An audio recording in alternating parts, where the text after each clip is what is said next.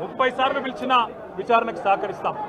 మా మీద కేసులు బనాయించి మమ్మల్ని ఇబ్బంది పెట్టి కమిషన్లు వేసి మమ్మల్ని ఏదో ఇబ్బంది పెట్టినంత మాత్రాన వేధించినంత మాత్రాన ప్రజల తరపున ప్రశ్నించడం బంద్ చేస్తామనుకుంటే అది కాంగ్రెస్ ప్రభుత్వం యొక్క అవివేకం, అజ్ఞానం అవుతుంది తప్ప ఇంకోటి కానే కాదు. పెద్దలు కేసీఆర్ గారిని, పెద్దలు హరీష్ రావు గారిని కాళేశ్వరం కమిషన్ ముందు కూర్చోబెట్టి మీరు పైశాచికానందం పొందొచ్చు.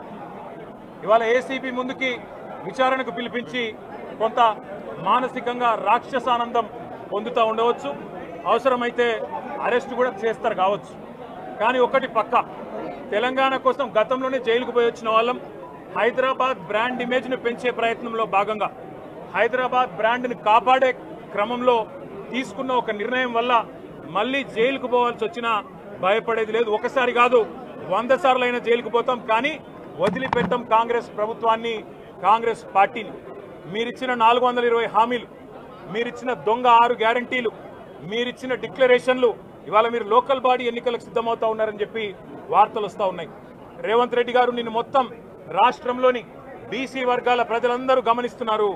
42% రిజర్వేషన్ ఇచ్చి 42% రిజర్వేషన్ ఇస్తాం అని కామారెడ్డి డిక్లరేషన్లో చెప్పి మోసం చేసి ఈరోజు స్థానిక సంస్థల ఎన్నికలకు మరి రిజర్వేషన్ ఇవ్వకుండానే పోతున్న వైనాన్ని కూడా బీసీలు గమనిస్తూ ఉన్నారు.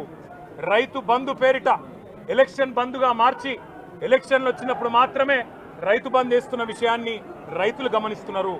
నెలకు 2500 ఎగ్గొట్టిన విషయాన్ని ఈ రాష్ట్రంలోని మహిళలు గమనిస్తూ ఉన్నారు. 2 లక్షల ఉద్యోగాలని చెప్పి నువ్వు చేసిన మోసాన్ని ఈరోజు రాష్ట్రంలోని యువత గమనించింది. కాబట్టే నీ దగ్గర చెప్పుకోవడానికి సమాధానం లేదు, చెప్పుకునేందుకు ఏమీ లేదు. కాబట్టి ఏం చేయాలి, నువ్వు ఏదో ఒక డైవర్షన్ మీద ఏదో ఒక రకంగా ఒక కమిషన్ అని, ఎంక్వైరీ అని, ఏదో జరిగిందని, ఇదిగో పులి అంటే అదిగో తోక అని, నువ్వేమో దున్నపోతు తినిందనగానే నీకు తయారుగా నీ జోడీదారు బీజేపీ రెడీగా ఉన్నాడు. నువ్వు దున్నపోతు తినిందనగానే వాడు దుడ్డని కట్టేయని వాడికి వస్తాడు. మీ ఇద్దరి దొంగ భాగోతం, మీ ఇద్దరి దొంగ నాటకాలు తెలంగాణ ప్రజలకు అర్థమైనాయి. మేము మాత్రం వాళ్ళ పెడితే గిడితే ఒక వ్యక్తినో 2 వ్యక్తులను జైల్లో పెడతాం, కానీ లక్షలాది మంది కేసీఆర్ సైనికులను టచ్ చేసే ధైర్యం నీకు లేదు. తెలంగాణ ప్రజలకు రక్షణ కవచంలాగా ఆనాడు ఉన్నది టీఆర్ఎస్ఏ, ఈరోజు ఉండేది బీఆర్ఎస్ఏ, రేపటికి కూడా స్వీయ రాజకీయ అస్తిత్వమే శ్రీరామ రక్ష అనే విధంగా ముందుకు పోతాం. నువ్వు ఒక్కసారి కాదు 100 సార్లు పిలిచినా వస్తా, 100 సార్లు నిజమే చెప్తా. నువ్వు లై డిటెక్టర్ పరీక్షకు నీకు దమ్ముంటే నువ్వు మగాడివైతే రా, రాష్ట్ర ప్రజలందరూ చూస్తుండగా లై డిటెక్టర్ కూడా రెడీ. నువ్వు ఒక కేసు కాదు ఇంకో 1000 కేసులు పెట్టినా మేము ప్రశ్నించడం బంద్ చేయం, కొట్లాడడం బంద్ చేయం, తెలంగాణ ప్రజల తరపున నిలదీయడం బంద్ చేయం.